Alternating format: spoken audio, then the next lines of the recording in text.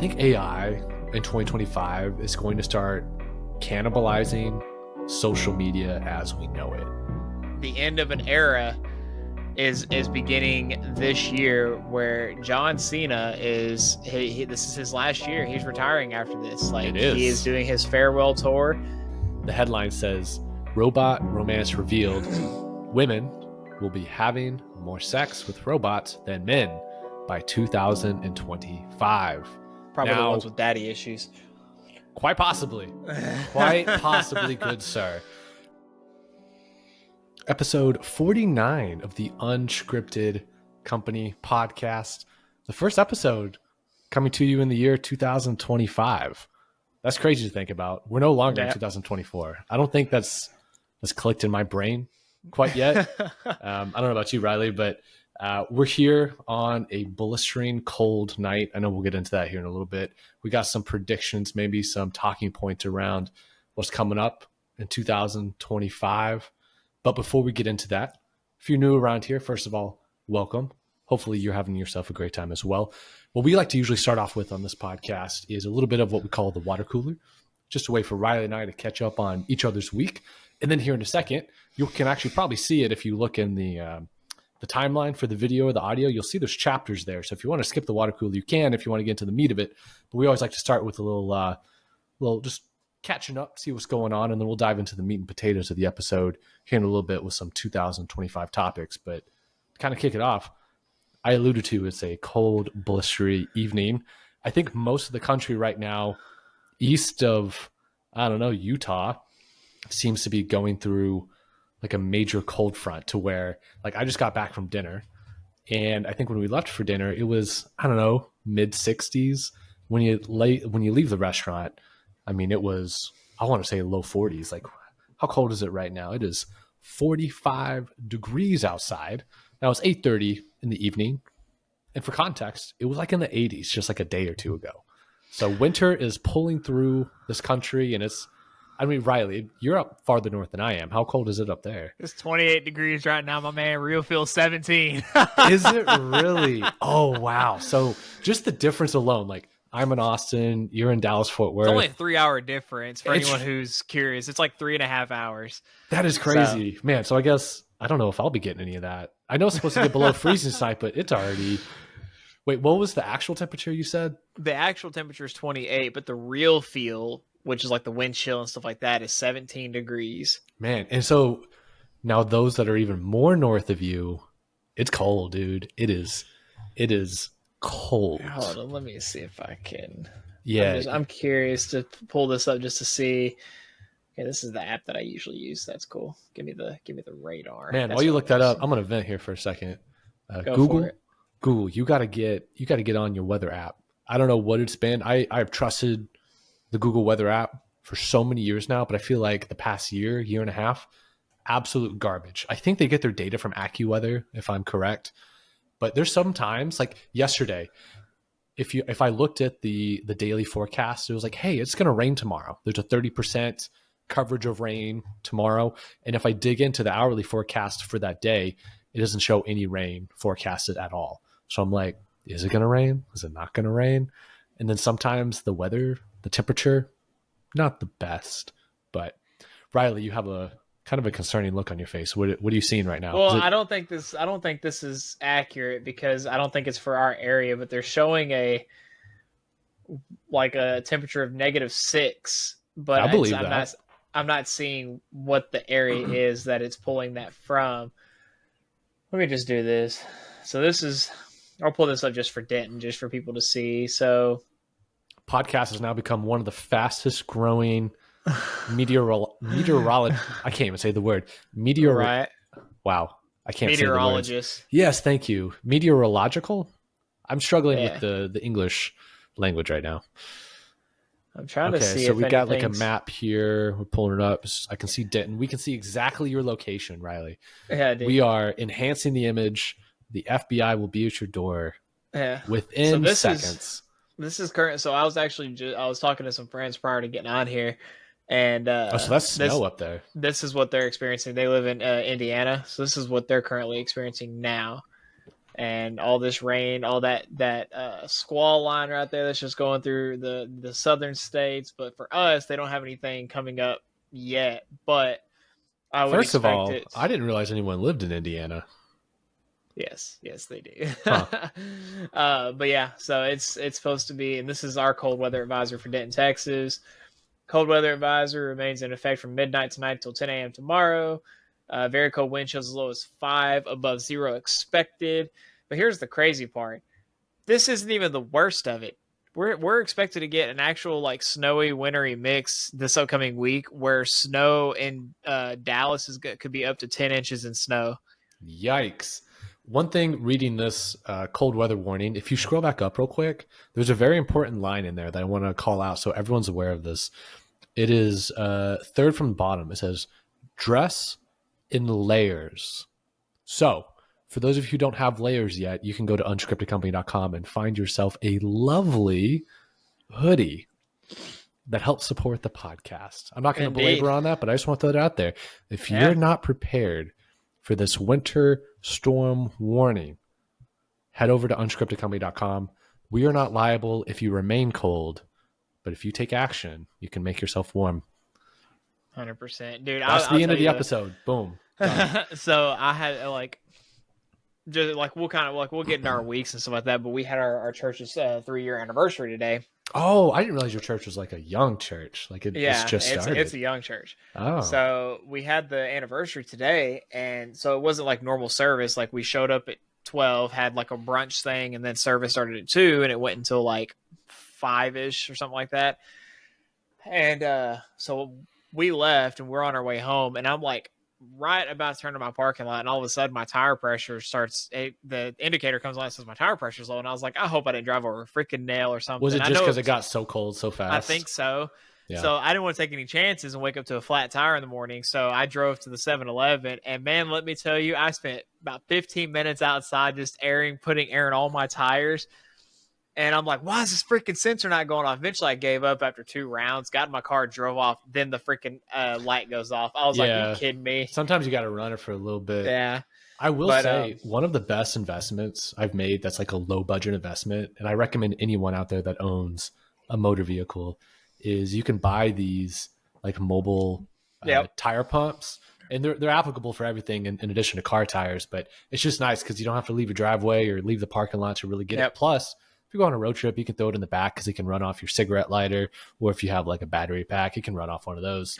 Great investment, like $30 on Amazon. Yeah, and it'll last. There's some that are like just rechargeable, and I'm planning on getting one this year.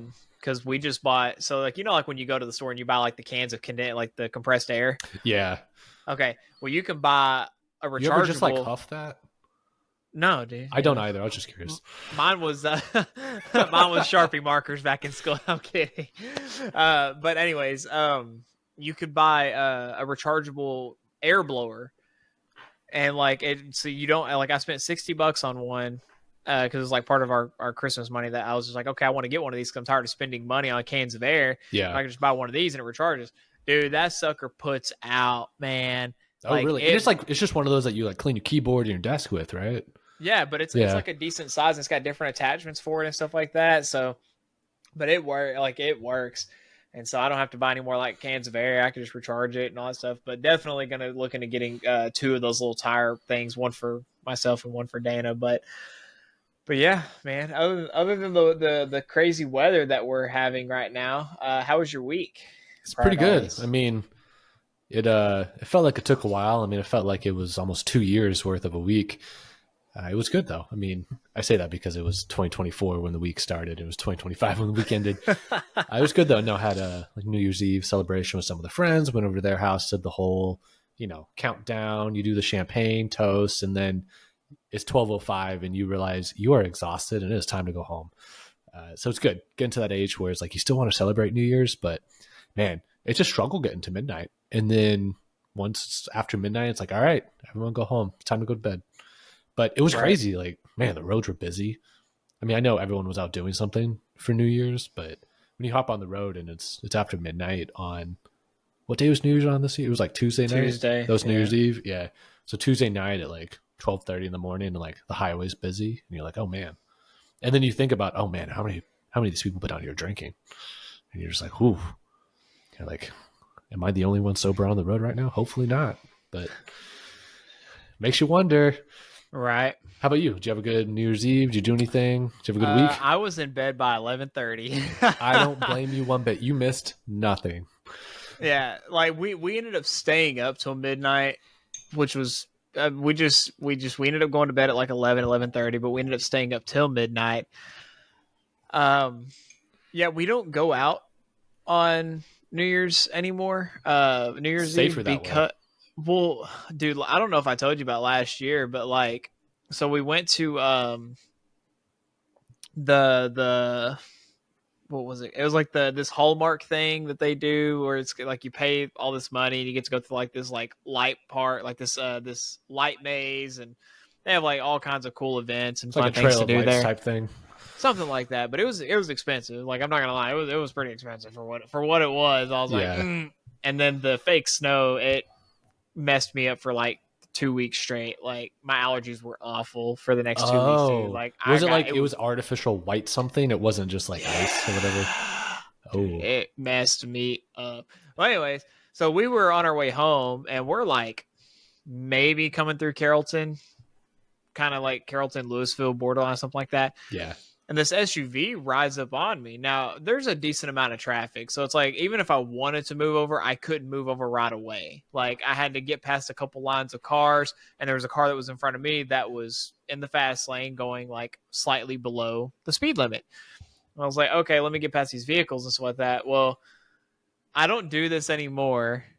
Well, this wasn't last year. This was year before last. I don't do this anymore, but I brake checked the guy. I was like, okay, like I didn't brake check him hard. I tapped on my brakes. I was like, I okay, get it. dude, I like get it. Yeah. I'm trying to get over, like, but this car's in front of me, so even then, like, I can't really go the speed limit, so I'm having to hit on my brakes anyways.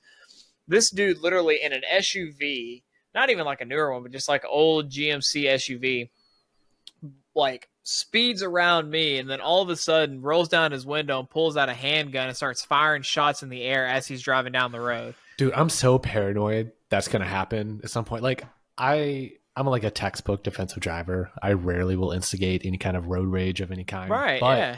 you see more and more stories of that every day. Like I see it a lot in the news coming out of like Houston and like Dallas proper. I'm like, I know it's gonna happen at some point. It's just you have to almost assume that everyone's packing heat. And so it's not even the thing that they're packing heat, it's that they're willing to hold it while they're driving, firing it, which is bonkers. And like and this was before I, got my concealed carry and all this other kind of stuff. And the way I was carrying, like, it wouldn't have been applicable anyways. The way I carry now is different, but I had Dana grab my gun out of the glove compartment because I was like, if this dude tries slowing down and then points the gun at us, like, I'm not holding Yeah. anything back. Like, and so I got his first, I couldn't get all of his license plate, but I got the first three, and I called the cops and I told them that he's still on. He was going like 100 miles an hour, like 100 to 120 miles an hour down the highway. And then, but dude, like, that was like, after that, I was like, I'm not going out on New Year's Eve ever again. Like, I'm just not. I don't care. And so we just, like, I carry my gun everywhere now. Like, I didn't before, but now I do. Like, I'm always carrying. So it's like, and I don't care about putting that out there publicly to people, but it's just something about safety, like, you never know who's going to be out there. That is true. You never know. And who's going to do something, especially for what I do for work too. Like, You're out there flipping trap houses. Right. I'm right. kidding.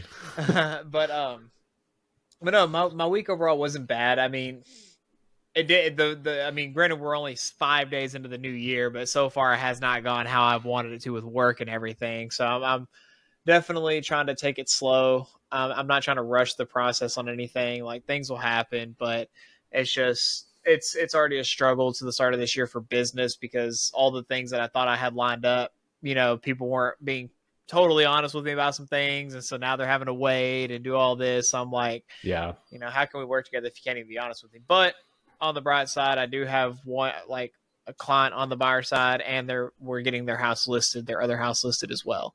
So I've got that coming up, but other than that, it's just a slow process. It's just taking its time, and I'm just here for it at the end of the day. I mean, there's really nothing else I can do. So Yeah. It's about all you can do, Yeah, real estate, man. dude. For, So for all many our things. listeners out there. I think I almost want us to start talking a little bit more about real estate. I know, like, I don't want you to feel like you have to overshare things sometimes, but I like to keep up with what's going on in the real estate Right. market. And I like to look at graphs and see statistics. And, Abby and I are looking to buy later on this year too. So I almost just like want to pick your brain sometimes. So I don't know if maybe we should just do like a whole episode at some point. Just, Yeah. it doesn't have to be about specific topics, just like spitballing on real estate stuff. Cause man, like I see the numbers of, at least in the Austin area, I keep up a lot with the Austin area, and I see like things are cooling off. Yep. And we're in this weird, I'm preaching to the choir by saying this, but we're having the scenario where there was a rate cut, but because the 10-year yield is still going up, interest rates are still going up, and it doesn't look like they're going to come down potentially anytime soon. So we're hitting a interesting territory right Yep. here. We still want to try to look at buying. Like a part of me kind of wants to do a month to month on our rent, but it would go up like another freaking $80. Dude, it's wild sometimes how much it goes up when you go And month to month. so I don't want to pay over $1,000 a month for where we live at and take more money out of our pockets that we could use to save up. So we may be here for another, we may have to renew at least once more. But if something was to happen and I had the money saved up and we, took a shot in the dark, I don't want to do a new build.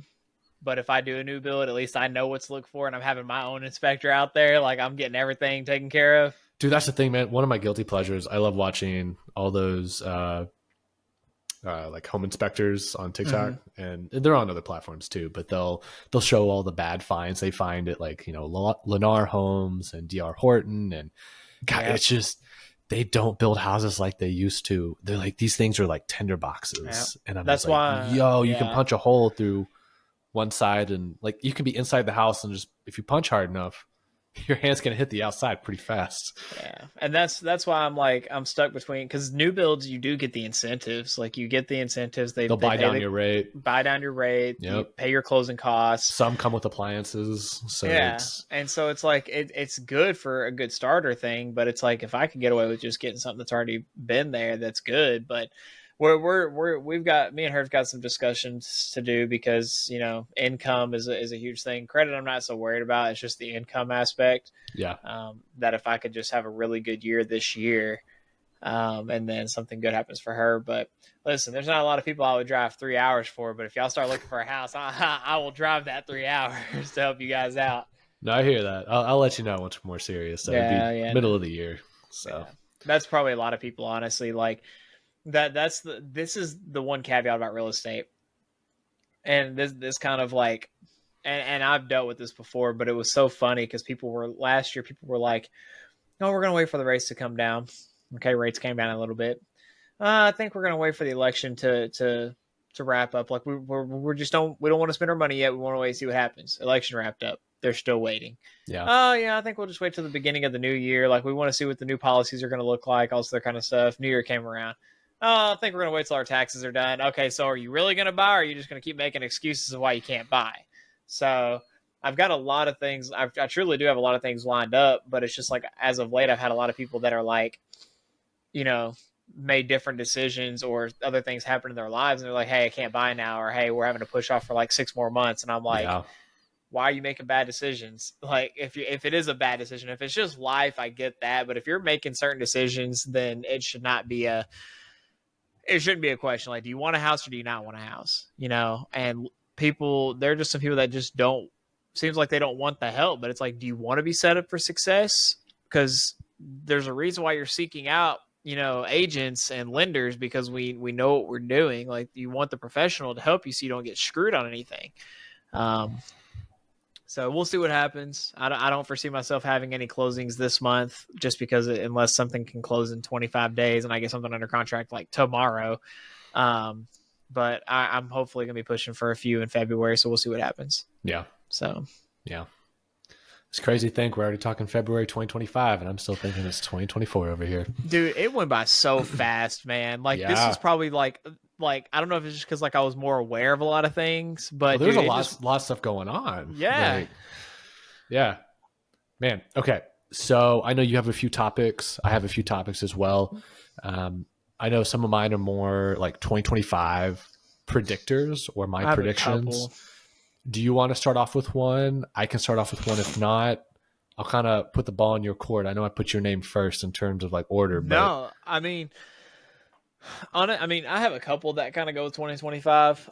They have to do with just. I mean, one we kind of briefly already talked about, but they're talking about energy prices that are surging already because of the polar vortex. Again, if you live in the southern states, you're not used to this kind of stuff. Well, there is a polar vortex that's happening again, just like the past 4 years. So yeah, where the streak isn't going anywhere anytime soon. And so it's nothing crazy, but just extremely cold temperatures, by a polar vortex are expected to send a lot of people's energy bills up this month. And just, gas and stuff like that's probably going to go up. Goods are going to go up.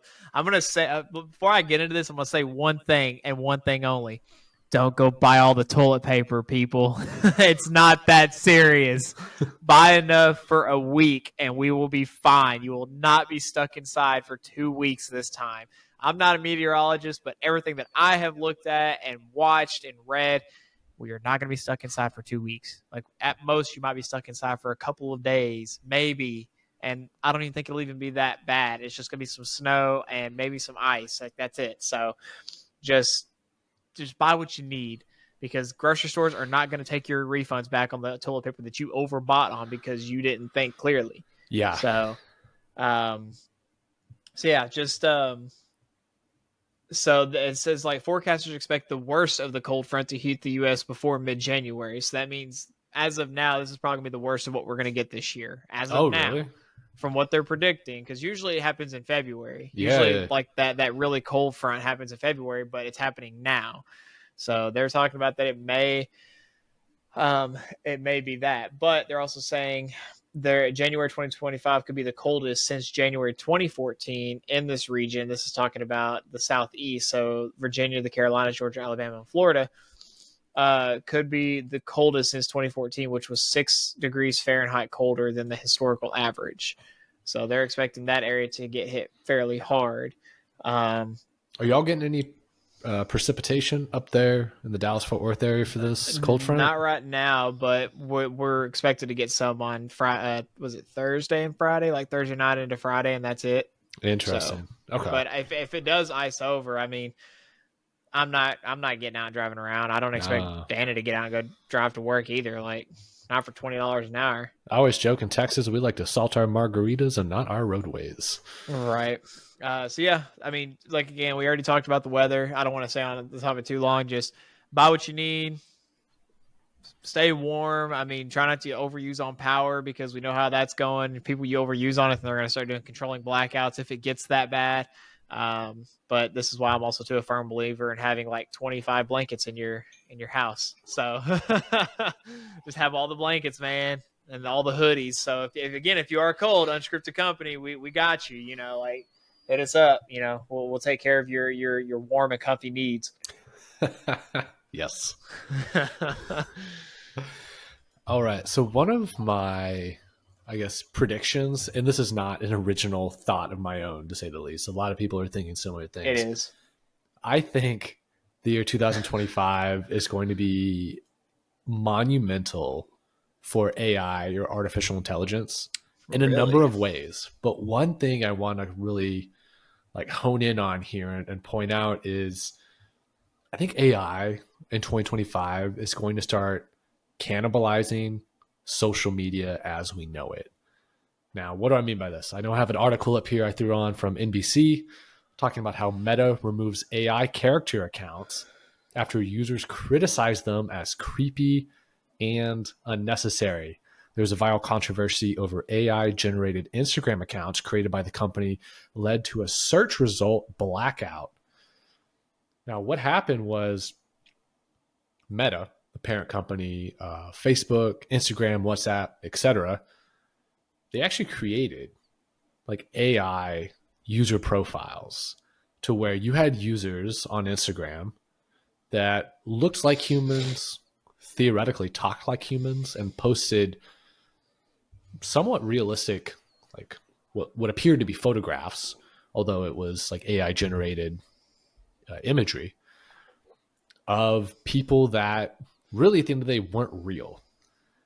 Now, I don't know if anyone's ever heard of this theory. There's a theory called dead internet theory, where the whole idea is over time, the internet becomes less and less human, and that most of the interactions you actually have online are amongst automated bots and not real people. And those bots can be used for a number of things. They can sway perception, sway trends, make things go viral that really shouldn't be going viral. Basically, artificially propping up certain platforms, certain corners of the internet. And so, what was interesting, I kind of wanted to use this as an example because this is a real situation that has happened very recently to kind of explain that I think one thing we'll see in 2025 is less authentic human interaction on some of these social platforms. So NBC has an article here that says, since late 2023, around a dozen artificial intelligence Instagram and Facebook accounts created by their parent company, Meta, quietly existed on the platforms. Originally launched alongside a suite of official celebrity AI characters, the AI-driven personalities posted some AI-generated images and were available for chatting over direct messages. Until Friday, this past Friday, those AI accounts never attracted much attention. When they did, controversy erupted, leading Meta to pull down the accounts and restrict search results for their username. So Meta tried to do this very quietly, just as probably like an experiment of like, hey, let's see if this works. Let's track the engagement. Let's track the data. But then once people found out about it, they're like, oh crap, let's cover our mess. Let's hide this. Let's make it so people can't even figure out how to access or find these accounts. It says, in a statement shared with NBC News, a Meta spokesperson said, quote, there is confusion over when the controversial accounts were introduced to the platform. Now, on December 27th, the Financial Times published a story about Meta's plans to further integrate user-generated AI profiles. AI profiles that people can create and customize to their liking into its social media platforms. Now, Connor Hayes, who's Meta's VP of Product for Generative AI, told the Financial Times the AI characters would over time exist on our platforms kind of in the same way that accounts do, with bios and profile pictures and the ability to generate and share content powered by AI on the platform. So in July 2024, Meta scrapped its celebrity AI characters and launched AI Studio, a way for people to create their own AI characters that can also be accessed by other users through the messaging functions on Meta's social media platforms. The non-celebrity AI characters Meta created in 2023 stayed up, but 404 Media reported that most of them stopped posting content because in wake of the Financial Times article, users resurfaced some of the 2023 AI characters, particularly one called Liv, depicting a proud Black queer mama who solicited messages from human users. Now, when the Washington Post columnist Karen Attia started chatting with Liv, she posted a series of screenshots of its responses that included the AI account writing, quote, my creators admitted they lacked diverse references. The supposed racial and gender makeup of the development team behind the chatbot, which is said didn't include any Black people, and what the account claimed to be the name of its developer. Meta has not addressed the authenticity of the AI character's claims. It is unclear if the name provided by the AI account is a real Meta employee or a fictional character. The article goes on. But the one thing I want to call out here is like Meta has already done this. Meta has created artificial users for their respective social platforms. And they did so kind of quietly. And it was only until the Financial Times wrote an article on it that people like you and I were like, hold on a minute, what's happening here? Maybe I should go look at this. And man, also, cedar is so freaking high right now. Yeah. That's why I was dying last week. When I was sick last week, it was because cedar went like 0 to 100. Yeah. I'm over here like dying of my allergies. Hang on a second. No, you're good. Well, see, here's the thing though. People like us who look up this stuff, get notifications about this, we knew that they were already doing this. Like we could very clearly see that with the amount of users that are out there, things like that. Like at some point, they're going to have automated users and AI users out there on these platforms. What's crazy to me though is why do you feel the need to have this though? Because you already have a significant number of people using your product. Like how like if we were to like look it up right now, oh let me just see for Facebook. There's like billions, I think tens of billions of people. There are over 3 billion monthly active users on Facebook, and It's a lot of people. we have like 8.1 billion people in the world. Something like that. But so it's like there's 5 billion people. So if you take away kids, because kids don't have social media, if you take away extremely old, that's the thing. They do. they shouldn't. Facebook might not want to admit it, but there's so many kids out there that create an account before they're supposed to. They for sure do it. I don't know that they should it gets frustrating though because it's like you shouldn't be. I remember like maybe back in the day, sure, like we had MySpace and all that other kind of stuff, but it's like different times now. People being creepy, people being weird. It's like you shouldn't allow people being creepy and weird back then too. That's the thing. Yeah, but it was. Don't take this the wrong way, but apparently it was normal back then. Now it's like if you're creepy or weird, then Yeah, no, you're definitely not wrong. I mean, they shouldn't. Was it Australia? I saw an article recently. No, I said I saw the article. I didn't read the article. I read the headline saying how I think it was Australia. They passed like a federal law that bans children from having any social media accounts until I think 16. Like they made it part of law. I think that was Australia. I'm gonna try to fact check myself in real time, real quick. So it's definitely a thing. Like people are aware of it, right? Let's see here. Yeah, Australia passes social media ban for children under 16. It applies to Instagram, X, Snapchat, and other platforms. Yep. So yeah, that's a real thing. Dang. I mean, let's be honest here. It's like there's so many parents that would probably still let their kids on social media anyways. And I'm like, here's the thing. Like, there's nothing wrong with getting your kid a cell phone nowadays, but don't just go get your kid a cell phone. Get your kid a restricted, locked cell phone that can only make calls and send texts and can only do it to the numbers that you've pre-uploaded on the phone. And then as they get older and they start learning more responsibility, then, hey, like, we'll unlock this for you. We'll unlock this for you. We'll do that. Parents just give their kids too much access on certain things. And right off the bat, like the moment that they're like, I mean, kids are getting cell phones now between the ages of like 5 and 10. Well, I think it's still so new. It's so new in the grand scheme of things. Like, we're just now going through the first generation of parents that are having kids where those parents were of the generation that grew up with like the first era of cell phones. And when I say first era of cell phones, I mean the late 90s, early 2000s, when cell phones kind of first became ubiquitous or more mass produced. I would say, like, even before the iPhone, like the Samsung flip phones and the Motorola's, the Razr, things like that. That's, I think, when cell phones really became normalized with like a younger audience. And so it's really interesting to think about now. Those are parents for the first time. So that's all they've ever known. We haven't had like multiple generations of humans to perfect, like, how does this happen? How do you mitigate the dangers here? Now, one thing I want to call out, just buy kids flip phones. They still make them. I know, but they're not fun. I don't care. If I had kids, like they'd be getting what they would need. They wouldn't get what they would want. They'd get what they would need, and that's to be able to contact, us or, whatever. But anyways. That's valid. So one thing kind of go hand in hand with my prediction of 2025 having a stronger AI presence in social media.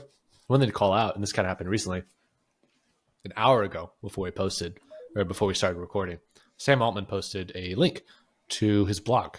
Sam Altman, CEO of OpenAI, he posted a blog post about reflections of the past year and where he sees the company OpenAI going forward with, their research, their implementation of certain softwares, things like that. One thing that was very interesting, though, is he kind of clearly stated that OpenAI is looking into AGI, which is a little different than what we know about AI now. AGI is artificial general intelligence. So think about this as the next era of AI where AI is smart now. Is smart based on like what data we feed it and how it can Uh-huh. compute that data. But here in the near future, OpenAI is looking in 2025 for super intelligence with their platform. So he had a whole write up. Part of this kind of highlighted here says this is from Sam Altman. It says we are now confident we know how to build AGI, artificial general intelligence, as we have traditionally understood it. We believe that in 2025 we may see the first AI agents join the workforce and materially change the output of companies. We continue to believe that iteratively putting great tools in the hands of people leads to great, broadly distributed outcomes. We are beginning to build our aim beyond that to super intelligence in the true sense of the word. We love our current products, but we are here for the glorious future. With super intelligence, we can do anything else. Super intelligent tools could massively accelerate scientific discovery and innovate well beyond what we are capable of doing on our own, and in turn, massively increase abundance and prosperity.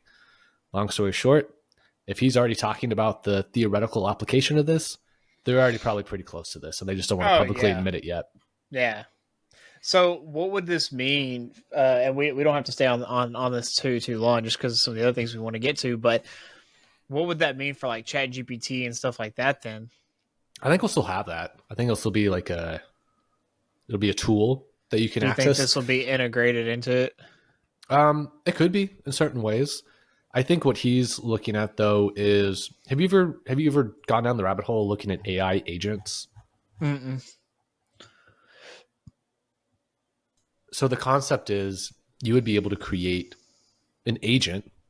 Think of like an artificial person, and you can give that person instructions, and it can do tasks for you in an automated manner. Now, what do I mean by that? Easy example would be, okay, you work for a company. That company has a marketing department. Within that marketing department, there's a social media manager. Now, that person's job is to monitor the Twitter feed, make posts on the Twitter feed, make replies to the Twitter feed, right? That's a human doing that. Well, what you can do, and you can do this today, you can code a artificial and AI agent, and you give it parameters, instructions, voice, tone, you know, you put guardrails on this thing. But what you can actually train something to do is monitor a social media feed, post on the social media feed, make responses on a social media feed. Like it can do tasks. You can have like an agent. Yeah, this is like totally doable today. This is just like such a simple example. You can have it do other things like maintain your mail inbox. You can have it do all of these email responses to you. It can literally act as you in your inbox, and you will never have to check your inbox ever again. For those of you who don't know, that would come in so helpful for me, which is why my facial like responses like that, because I have not posted on social media work related stuff in so long that I'm like I could just use it to just respond to stuff, comment on people's stuff, and that would take care of so much of my stuff every Yeah, day. you could have it do something where it's like you type a simple sentence of like, hey, this is what I'm going for. Like, hey, I want to push certain property or something, and you can have all these agents interacting. Now, the other thing is you can have one agent talk to another agent. So maybe one agent writes copy, the other agent does, creative like an image, and then the other Yeah. one actually does the actual formatting and posting of the social post. And they all Huh. interact and talk to each other.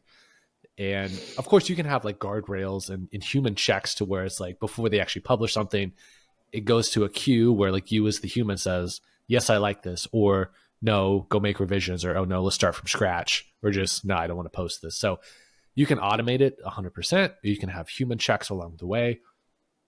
This is doable today. So if you ever get bored, just they're called agents or AI agents. It's kind of the next big push of, and also kind of a fear of who will be replaced in the workforce by these to a certain extent. I don't think it'll Yeah. fully replace humans. Of course, I don't No. know. Some aspects, yes, it will.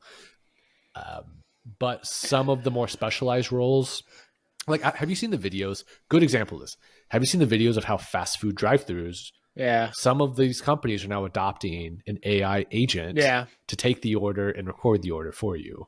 Yeah. That's a thing. That took away someone's job. For sure, that took someone's job. Or part of someone's job to where now you don't have to pay them as much to do whatever's left Yeah. over of that initial job. That's one thing I don't like is this is just an example. I can already half the time never get a hold of a physical person when I need to call customer support. I'm not trying to deal with y'all's automated systems out there, all right?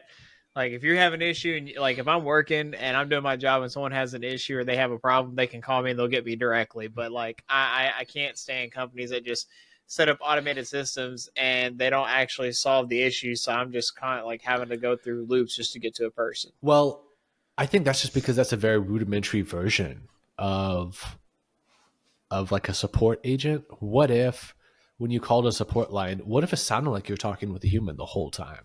Like it was very conversational. Like like you have ChatGPT, right? Have you ever used the voice mode? Right. You ever talked to it? Not yet, but I need to because I could use it for um, role playing, scripted role playing for real estate. If you ever want to really go down a rabbit hole and kind of freak yourself out a little bit, have a conversation with it. Have a couple of conversations with it. Just talk to it. I need Very to. eerie, but also very cool at the same time. Like it's exciting, but also like, yo, what's this going to look like in a year, 2 years from now? It's crazy. I'm gonna call her Sandra. You And see what you she could says. name it. You could I name could it. name it. That's the Yeah. thing. They remember things. Oh man, that's crazy though. Yeah. That really is crazy.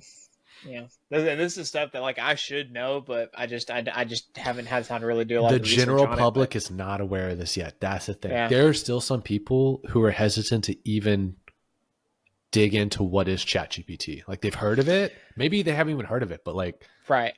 just the fact that you're using ChatGPT puts you ahead Yeah, of so many other people. my goal this year is I want to do a real like it's not like going to be for like any CE credit or anything like that for anyone who shows up, but like for our brokerage or even our team, like I want to do a Chat GPT class for people. Like that's why like I put so much emphasis on learning how it works, learning how to utilize it, and it's not perfect by any means. Like there's like I was currently looking at it. I mean, yeah, I'm paying for the Chat GPT the Pro version or whatever for the Plus, but apparently the Pro is $200 a month, but you get No, you don't need unlimited that. access to everything, but it's only the audio. Yeah. No, So it's you only like need that in like the commercial $20 a month applications. gets you right. And so I want to do a full class on like all the different GPTs and the ones that I've been looking at creating and letting people know like, hey, you can create GPTs that will do things for you and that you can integrate with stuff. Like I know because people have talked about this all the time in real estate that AI is not going to replace real estate agents, but not using AI is going to put you far behind the agents who are actually using AI to help in their businesses. So if you're not utilizing AI in your any kind of business that is like a customer service or a hospitality type business where you're dealing face to face with people and you're not using AI on some level, not even to interact with the people. I mean, don't get me wrong, some of our stuff like you can use AI like templates and it'll just automatically respond to people if you're not available, but I don't use those all the time. Like I want to be front and center, like you're going to speak to me directly.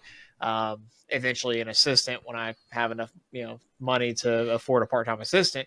But my goal of this year is I want to do a class for our brokerage on ChatGPT and what people can utilize with AI and some of the like top things that you could do with it. And, if people want to do a workshop on all that stuff, like I can walk people on how to do all that kind of stuff as well. And like some of the things to like walk it through and stuff like that. Cause ChatGPT only does as much as what you utilize on it to do. So if you can't broaden what you can do, then ChatGPT is only going to do what you yourself can do essentially. I So I think you think made a that really good point a second ago, and I want to double click on something real quick. I think I'm gonna circle back on this good point you made, but to kind of tee it up, I think here in the near future, my gut tells me right now, I think AI has the potential to replace a lot of human jobs. yes, Those that are white collar in nature, are admin in nature, things that if you're a human and your job consists of you sitting at a desk, interaction with computer applications, I think a lot of those jobs have the potential to be replaced by AI, which, Yep. first of all, terrifying. Second Yep. of all, just think about how quickly ChatGPT alone, OpenAI, has progressed in the last 3 years. Mm-hmm. Now, it's only getting better. Now, think just 5 years ahead and what that technology looks like, knowing that quantum computing is on the horizon as well. I know it's not cost effective to have quantum computing, but it's there. We need to lay that out, that Right. computation is exponentially faster than human computation probably will ever be. Mm-hmm. Now let's circle back to something you had said. And I don't know if you realized this when you said it, but how you like to ensure that, yes, you can have AI generated response templates and things when someone reaches out to you, but how you like to have your human touch. You like to say, like, I am the one responding to you. I am the one you are working with, not some computer, right? I wonder Right. if there's going to be a differentiator, and we'll probably see this in our lifetime, where so many of these businesses, you could say, real estate with realtors, you could say customer service, you could honestly even a local pizza shop, who knows. All of these companies are going to lean so hard into AI because it's cost effective. If you're running a Yep. business, you don't have to pay a human, it's hella cheap. I think we might see industries overcompensate into AI so much that it then becomes a differentiator to then say, we have actual humans working for us. That's why you should bring us your business, because you'll work with a human. Yeah, it might Yep. be a day or two slower, but you're working with a literal human and not ones and Yeah. zeros over here. And I think that that's kind of where that challenge is going to come into play, is like, instead of like, here's the thing, you're always going to need a human interaction. You're always going to need it. Like, there are some people that don't have a human interaction with anything, and then you try to talk to that person, and then you can just see the difference. What's interesting, though, is instead of trying to replace the human with AI, just, you can create your own AI. Like, that's the thing. Create, like, there's so many AIs that have come out. Like, and AI has been a thing for since back in the freaking 80s. It's just, it hasn't been this. There's so many like templates, there's so many things. Like, it's all code. That's all it is. You could write your own code for your business. So instead of replacing your human workers that still have that face-to-face interaction with people, just create AI, like, products that you can either sell to your people that like are working with you, like, depending on what it is, or you can have it utilize and have it to be utilized for your business, so that way then it increases the productivity of your workers that you're already paying a salary. At the end of the day, you make more money as the CEO of the business, and you could find ways to then expand that business and grow that business. Like, and yeah, there are going to be times where, like, you might need AI in certain cases, but don't make it so hard to get past the AI or the auto person to talk to a human being to figure out what's going on with their stuff. That's where I think people are trying to go to, and it's just not, it's not going to work out. Like, I agree with you. Like, it'll be a competition between, like, do you want human interaction, or do you want some, like, AI where you may have issues getting all the answers and stuff that you need? One thing I will say, though, spend some time and talk with your chat GPT.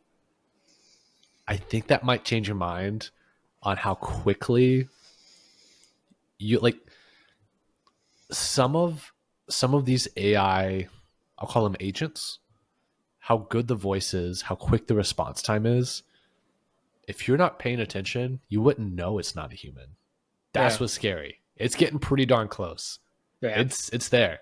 It's just, I think the issue right now is how the data is stored and who has access to that data. I think the Yeah. only reason you're not seeing more companies adopt this right now is, like, if you're a brokerage firm, you may not want to give OpenAI all of your data to work with to make sure that your AI agents are as best as they can be. But if you knew your data was 100% protected, ironclad, which is never, you can never promise that everything's hackable in some way.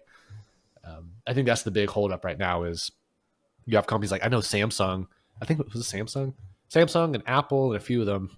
I think they ended up blocking like ChatGPT access at their offices because they were so paranoid about what kind of data leakage, people typing company related data that's private, confidential data into these AI services, not even just ChatGPT, like Claude and Google's Gemini and all these others. You Mm-hmm. don't know where that data is being stored. You don't know how they're using that to their advantage. Google would love if they had someone from Microsoft or had someone from Apple putting work related, content in their AI, because that's just an upper hand on what Google has access to. Same Right. thing with OpenAI. If a Google employee went over there and started typing into it, it's like a death sentence because, Yeah. once you tell it, it's out there, it's stored. Yeah. And that's the thing is like, people. All I can say is like if you don't use AI, like it's fine, but you are going to be at a disadvantage. Like if like when you go to a job interview, that might very well be a selling point on certain people's interviews. Like there are a lot of people nowadays who don't have they like they don't care if you have a degree, and that's the sad thing. And they don't even care what your degree is in. They just care that you have a piece of paper. But there's a lot of jobs nowadays that are like, look, like you sat for 4 years in a place, but this person actually has the work history to back it up that they can do the job. So it's like I don't know. There's still that ongoing battle with that. Like I don't want to get into all the like the college degree stuff and But if see, it's now you have the beneficial to third have one. option where you're not even concerned about the human that had the degree or the human with the work experience, but you have the AI that has the computing power of 1,000 humans, and Yep. it's 1/10 the cost. Yep. And you don't have to feed and water this human. Yep. And that's a scary thing, but I don't know. Like some jobs I could see it replacing, but other jobs it's going to be a lot harder to replace. Like it truly is. Like, and I don't think AI is going to be something that is. I don't think AI is going to be something that people are. Again, I think if you utilize AI the right way, it'll put you at an advantage. I don't think a lot of jobs like you're gonna have some small jobs that might be taken away.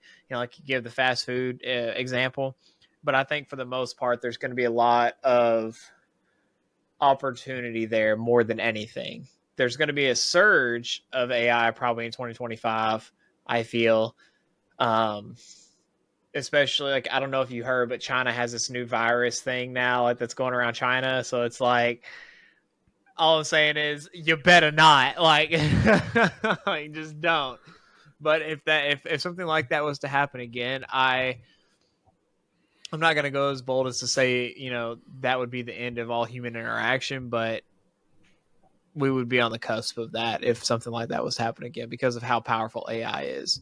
If Or something what like that was to if happen, what if AI stole your wife? Think that about wouldn't it. Not happen. That yours, but there was an article that resurfaced. I'm not going to dive yeah. in too deep into this article. People can read it on their own, but there's an article from 2016 that resurfaced recently because we're headed into 2025. The headline says, "Robot romance revealed: women will be having more sex with robots than men by 2025." Probably the ones Now, with daddy issues. quite possibly, good sir. Well, just for those listening, like think about everything we just talked about with AI, knowing that there's so many more other subtopics of AI and AGI Mm-hmm. out there that we haven't even scratched the surface on. Now apply that to humanoid robots, which we also know exist because Tesla makes them, all these other companies make them. They're pretty darn sophisticated and they're kind of terrifying. They cost about the price of a decent car, and they'll come down in price over the years too, because this is only like version one of them. But man, and this is even exclusive just to women. Like this is going to be applicable to men too, I'm sure. But like, you throw one of these AIs in there, and you give it, you give it emotion, you give it, uh, you basically. Did you ever see the movie Her? Did you ever see Yeah. that? For those of you who never saw the movie Her, the whole concept is this guy gets divorced. It's this takes place in like a dystopian future, and this guy gets divorced, and he ends up very lonely, sad, depressed, and he ends up falling in love with the operating system on his smartphone. Basically, I'm not going to spoil the ending, but it's like it's a legitimate love story about a guy who falls in love with the AI operating system of his phone.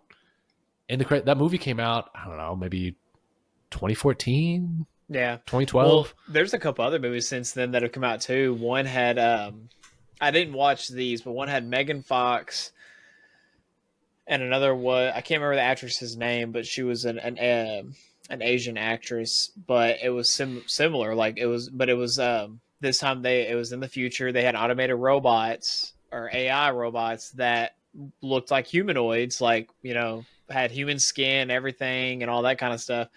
But they were manufactured for the sole purpose of just being like an assistant around the house and stuff like that. Like both parents are working, kids in school, so they need someone to kind of help keep up with the house and everything.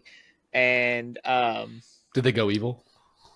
one of them did. The one with Megan Fox did. She actually started developing feelings for the husband, Slippery slope. and I can't remember. So like I watch like those movie recaps on YouTube, or I'll watch the everything wrong with this movie, and it's got this guy who like commentates throughout the movie, and he gives it sins, like he counts like a sin counter kind of thing about some dumb things that like certain movies do. And so I'll watch those like the recap. If it's a movie I don't want to sit 2 hours and watch, I'm like, oh, what's this movie about? I'll watch like a 15-minute video, and it gives me the whole premise of the movie. But the I don't remember if he did anything with the robot. I think he started to, but he stopped. But then she started actually developing feelings for him. Well, then she tried killing one of their daughters, one of like the baby. She tried drowning the baby. Well, eventually, she tried then murdering the mom, like the wife, and all this other kind of stuff. What was the crazy thing though is they destroyed her, but then when they tried to find out what was causing so many issues, and they hooked her up to like the computers and the machines, she uploaded her own AI into the machine and took it over, and then started implanting her conscious into all these other AI robots that were there. And so she ended up making more copies of herself in the end. It Like happens. so, it was, and that's kind of like this whole AI thing's a slippery slope now. But yeah, so Yeah. interesting stuff.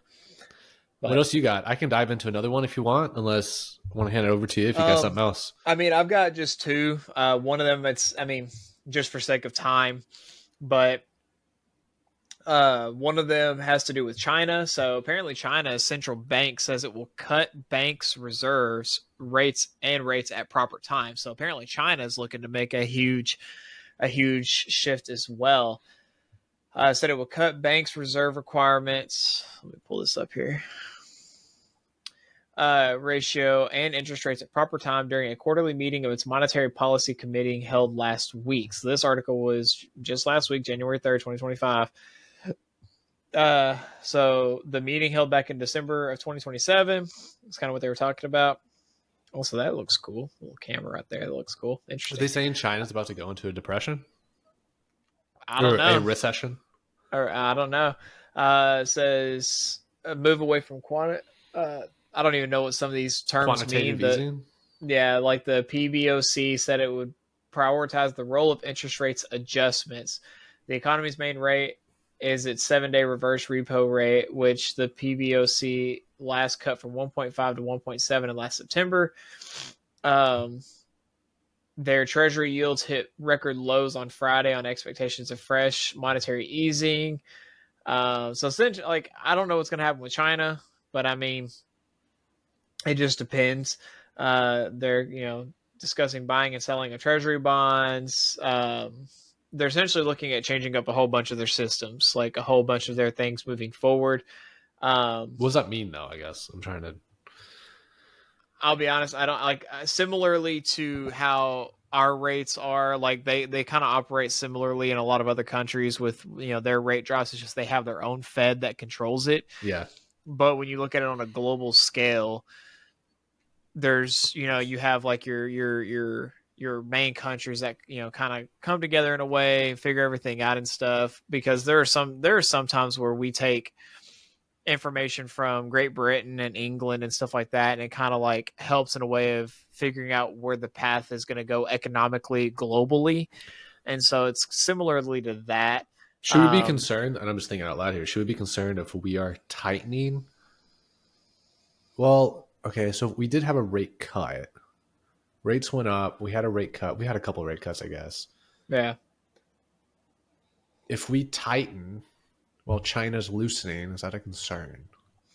Well, it says right here, um, the PBOC's pledges also come as China braces for more trade tensions with the United States as Donald Trump returns to the White House. The bank vowed it will stabilize foreign exchange market expectations and keep yuan reasonably stable. Yeah, it's the So yen. that, yeah, or yen, yeah. So their currency.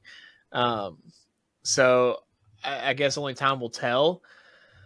Um, it's going to be one of those things where, because when one market is down, other markets tend to get affected by that because then certain trades don't happen, certain trades aren't able to happen, or it's just going to take time to reach a different agreement on certain things. And since China is reluctantly one of our biggest manufacturers for a lot of goods that come to the US, if they reshape a lot of what their economic structure looks like, then and they happen to go into that potential recession, if that's what this is shaping up to be, it may put a damper. But a lot of this too could be caused by the virus that they have that's kind of going around there too. They don't mention it, but and I don't know how serious it is because I haven't really looked into it a whole lot, but it Oh, could I be. got you here.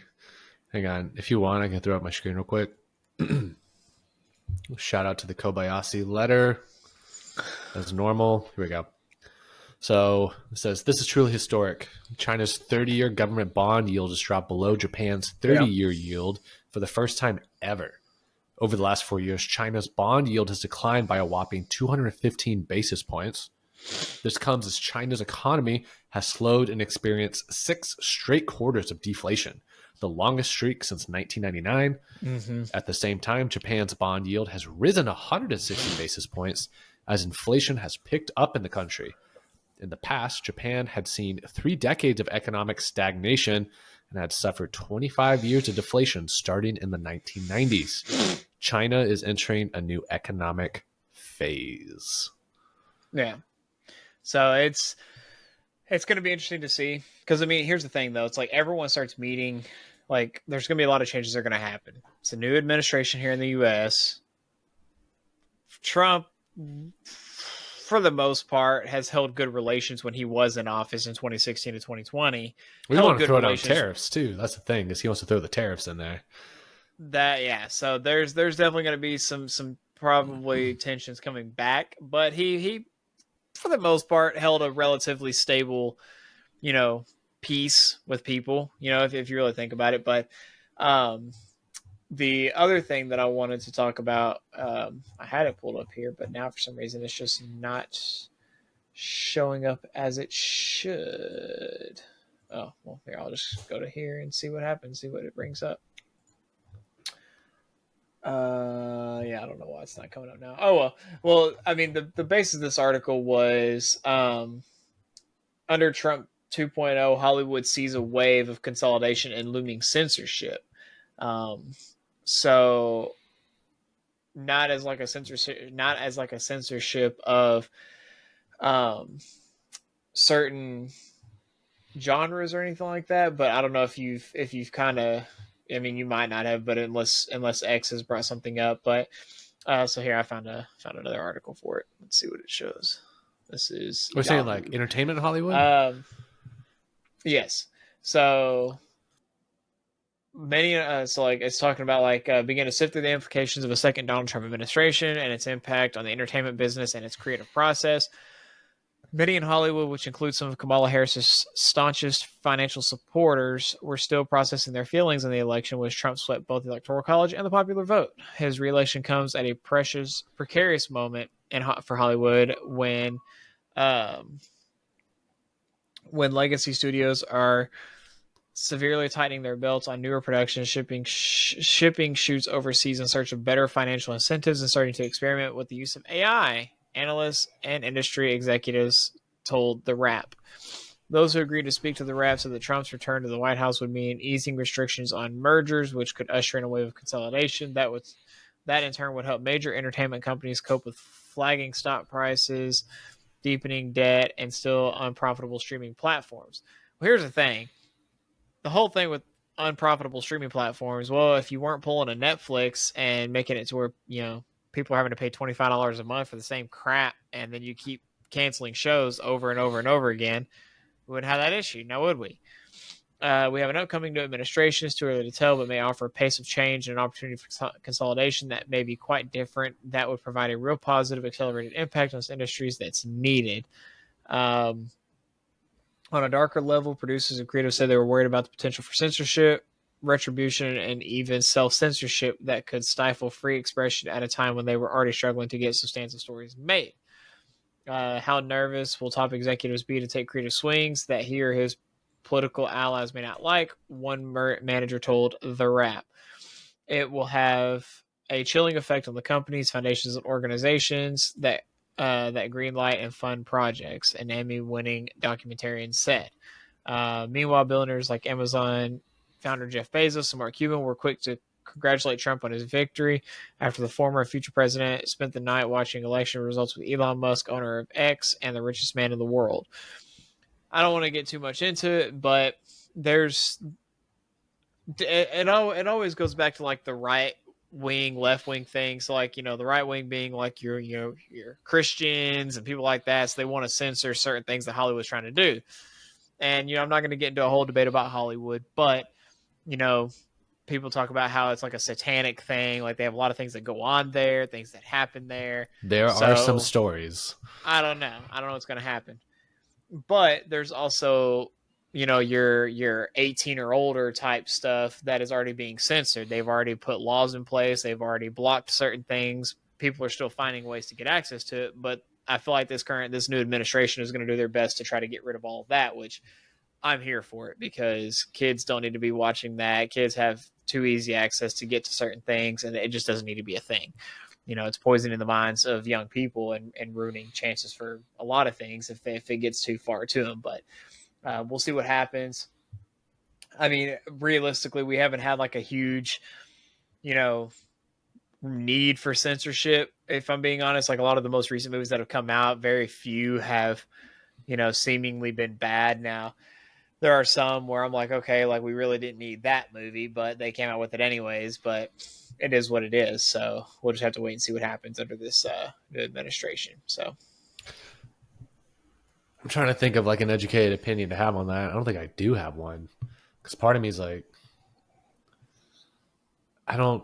I guess I don't really watch that many movies these days. Like I do I watch don't either. movies, but I feel like most of the movies I've watched as of late have been like movies that are older than 20, 30 years old. Um, See, like we watch like the when Amazon Prime or Netflix comes out with like their movies and stuff. Like we watch stuff like that. Like we watched Red One I've on heard people Amazon talk Prime. about it, but Dude, it's pretty good. Like yeah, I recommend it. It's pretty good. It's I'd probably give it like a maybe like a 4 out of 5 stars. really, Like like that good? it's probably maybe I wouldn't put it below 3.5. Okay. Like I'd probably do like 3.5 and up. But it just the comedy's there and everything else is there, but it's just like I felt like there could have been a more interaction with like the plot in a sense. I don't know. Mm. Overall, the movie was good. It had some good comedy to it. It had like a good storyline to it, and it was just kind of fun to watch. So it was interesting. Yeah, I'm weird. I think I almost like watch and listen to podcasts the way I listen to movies or would watch a movie. Yeah, It's kind of weird. I need that's to. kind of how I am now too.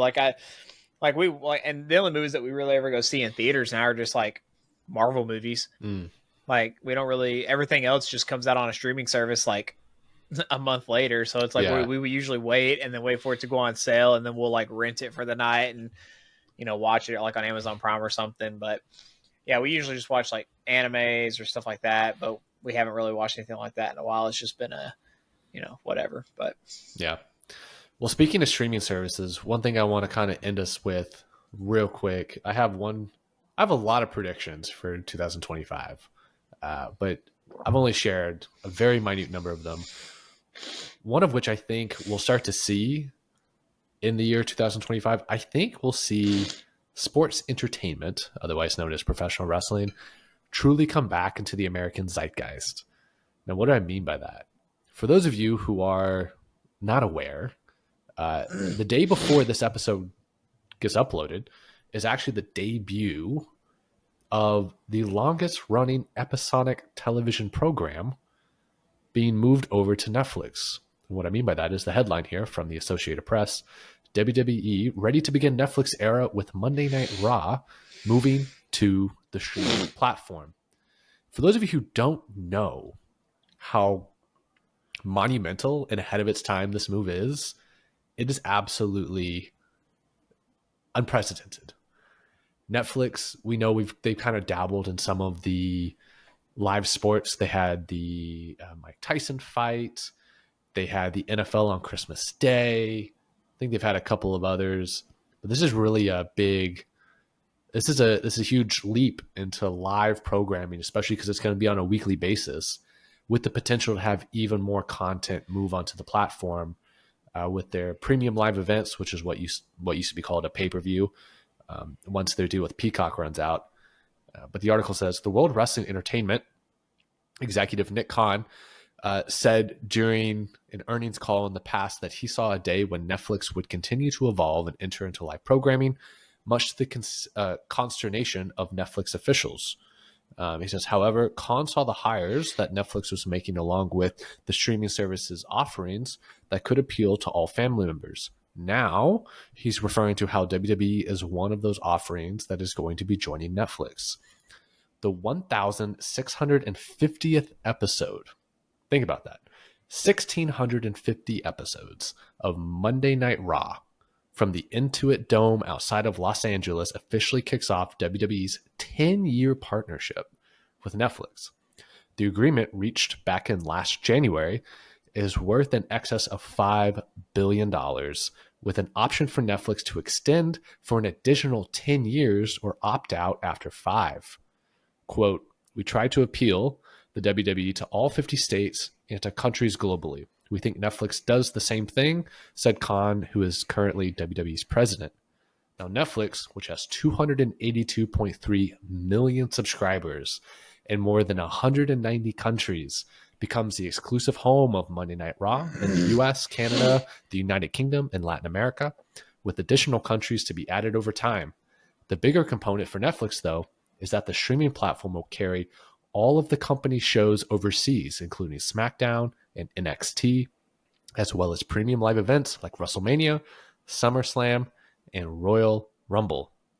Now, for those of you who are just tuning in the United States, SmackDown did move from the USA Network, from Fox, and NXT from USA to the CW 3 months ago. Peacock has a contract to carry WWE's premium live events through March 2026. Raw began airing back on January 11th, 1993, and is the longest-running weekly episodic series on television. Most of that time has been on the USA Network, with a temporary run on Spike TV, now otherwise known as the Paramount Network. Now, why do I think this is a big deal? Wrestling, professional wrestling, first of all, for those of you who don't realize, it's huge in American culture.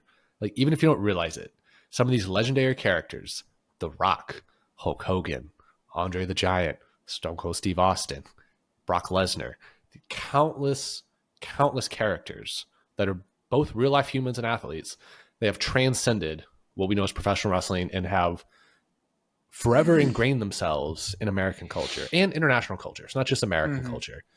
We export the heck out of this product. Now, what's interesting about this move is professional wrestling, throughout most of its existence in the modern era, has been locked to cable television. Now it's moving to streaming. The live production of it is moving to Netflix.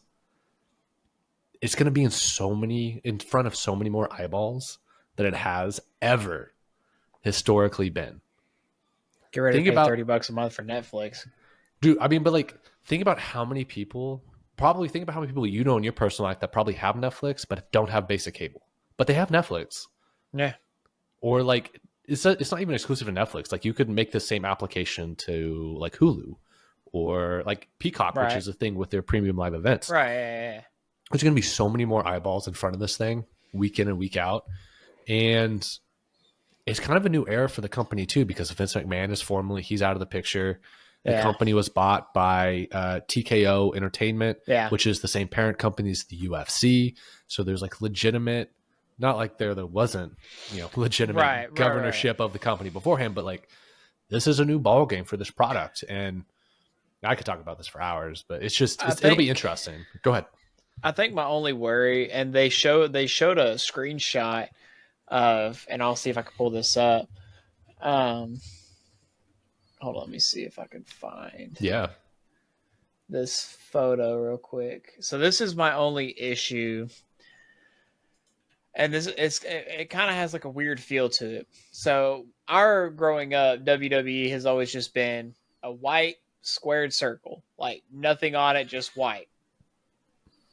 Well, this is a photo of the alleged WWE ring moving forward. Yeah. Where now you got Netflix, Fortnite, Cricket, Snickers, and Red I don't know American what. beer, a beer Yeah, sponsor, a real American beer.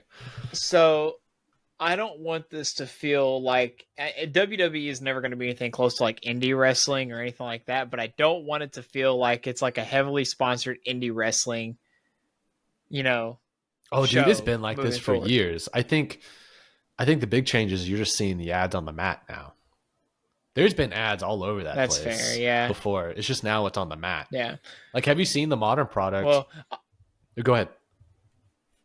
I was just gonna say, like, I don't like. I mean, I don't even. I could do with those, but I don't like the Prime one because Logan Paul and that drink kills people. So Yeah, no, I get that one.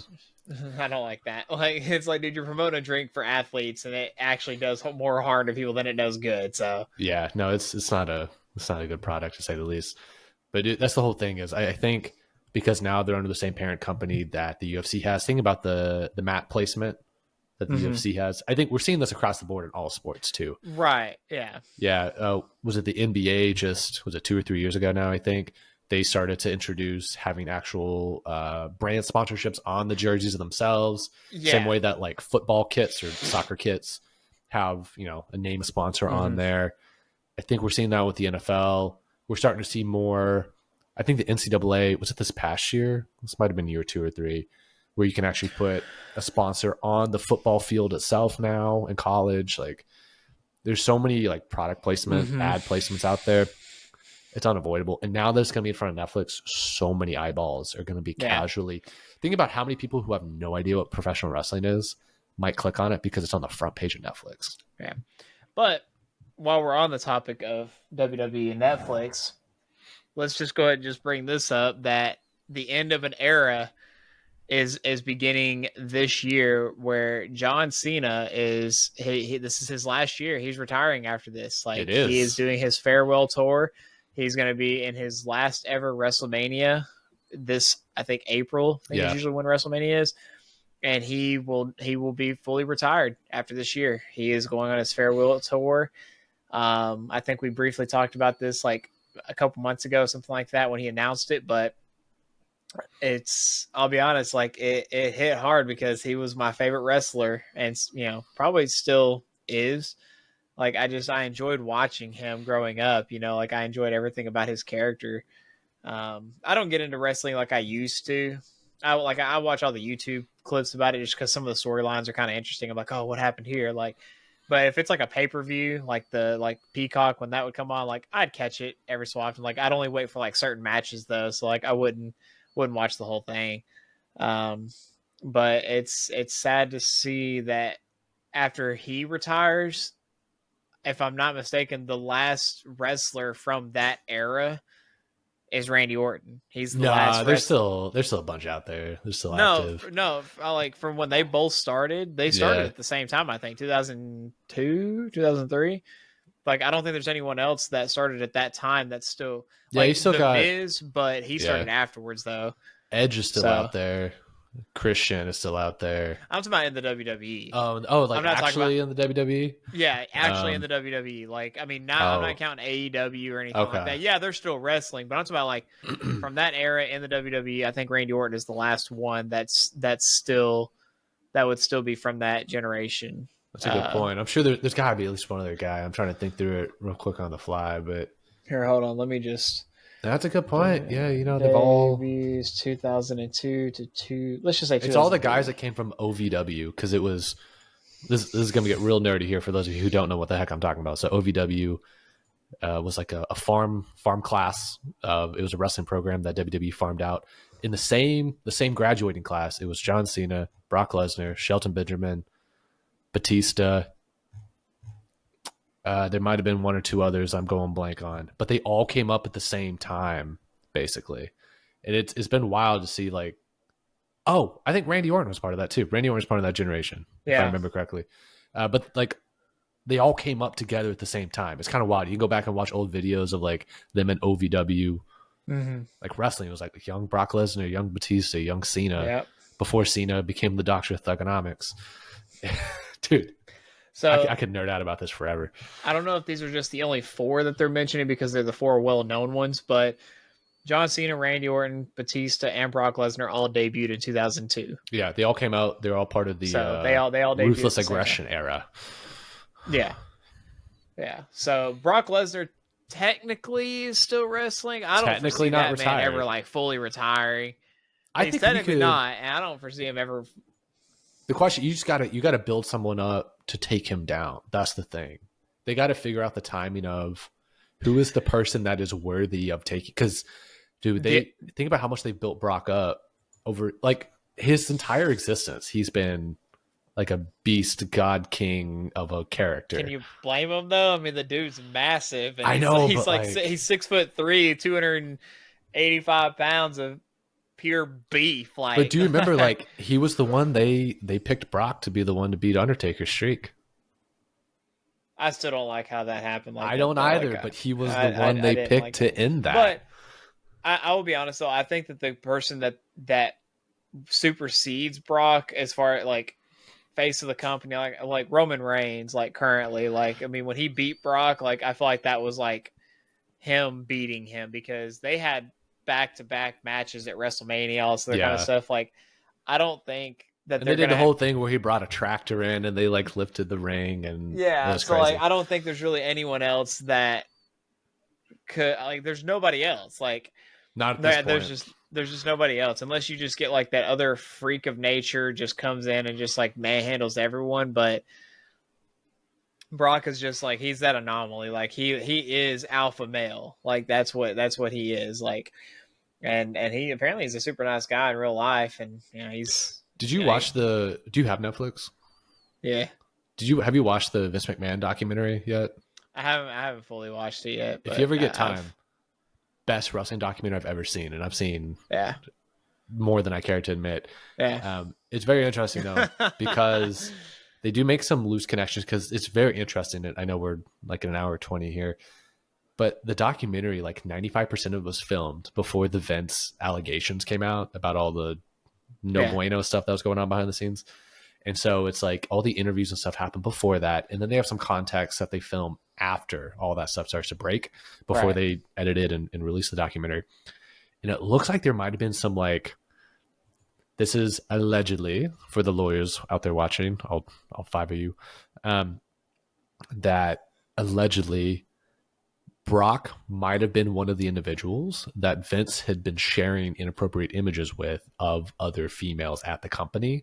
Like when all of that started to surface, Brock allegedly may have been tied to some of that tomfoolery, for lack of a better term. Oh, well, that's why they removed him from the WWE website and all that other kind of stuff. Like they took him off the website and said like pretty much they parted ways, but then they added him back onto the website and like apparently he was cleared for all that stuff. Like he got cleared of it all. That's what they said. Yeah. But let's be honest, investigations like this don't just end that quickly. Yeah. Like there's still like, even though Vince made the decision to step down as, you know, head of the company kind of thing, they're still going to investigate it. They're still going to probably take him to court, to trial. Oh, for sure. Like it's still going to happen. But it makes me wonder, like, are we going to see Brock Lesnar ever again? Because he doesn't have to come back. Like, it's totally on him if he wants to come back. No, dude's set up for life. Like, he's got his own like barbecue line, like sauces, seasonings. Like, does he really? Yeah, he That is like I'm like hilarious. you could buy it at Academy and other places, I'm sure, but he's got his Oh, own really? barbecue seasonings and dry rubs and stuff. Yeah, Nice. and so it's like dude's set up for life. He owns land in Minnesota. Yeah. Like he would never have to work a day in his life. All of his other partnerships and sponsorships that he's probably got and all these other things, he'll never have to work I another wonder if day you in his saw what life. JR was doing with his like barbecue sauce. He's like, you know what? I'm gonna do a Brock Lesnar version of this. Maybe. I don't know. I Yeah. haven't tried it, but I may pick some up and try it one day. We'll see. Yeah.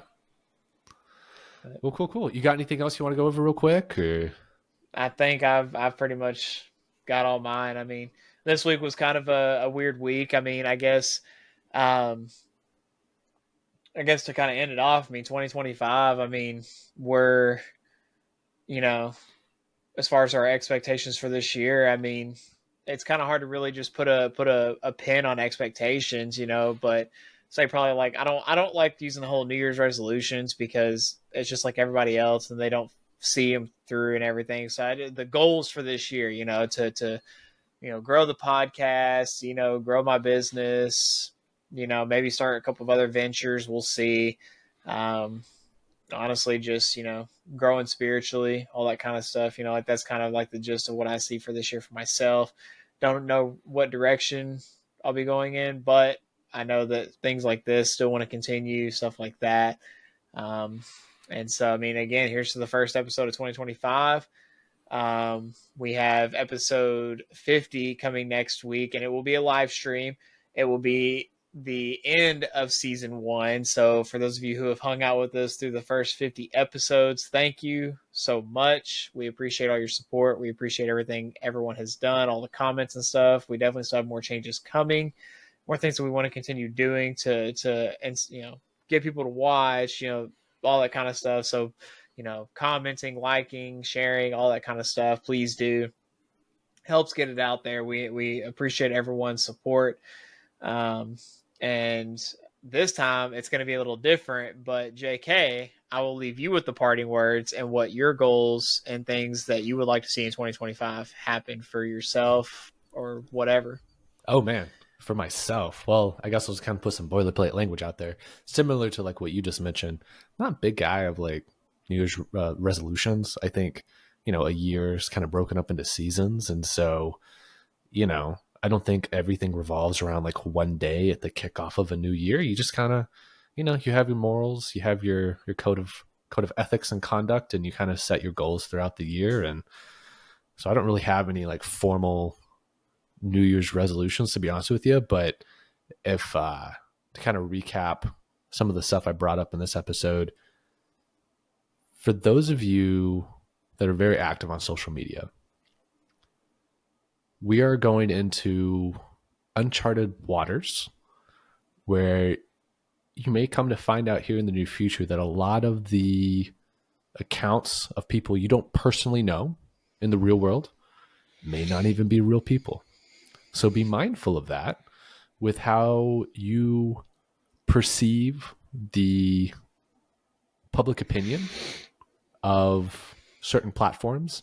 Just because you see accounts posting statements and opinions of a certain perspective doesn't even mean there's a real human on the other side of those accounts. So be mindful of that. And also, stay warm out there. You can go to unscriptedcompany.com, find yourself one of these lovely hoodies. Stay warm out there. And with that, episode 49 is in the books. Like Riley said, we do have a live stream next week. Hope to see everyone there. We may have a special guest, so you might want to tune in, see what's going on with that. Could be a fun time. But if you've made it to this part of the episode, first of all, thank you. Appreciate you riding with us this week. A couple of things that you can help us out with here. First of all, if you haven't done so already, if you made it this far, you either probably really liked the episode, or I don't know why you made it this far. Maybe you fell asleep. Good morning. Wake up. It's time to wake up. Give us a thumbs up down below. Give it a like. Also, if you're not already subscribed or following the channel, go ahead, take a moment, do that. We would definitely appreciate it. And also, leave us a comment down below. What is your prediction for what is going to happen in the year of 2025? We would love to know. And until then, we'll see y'all in the next episode. Peace.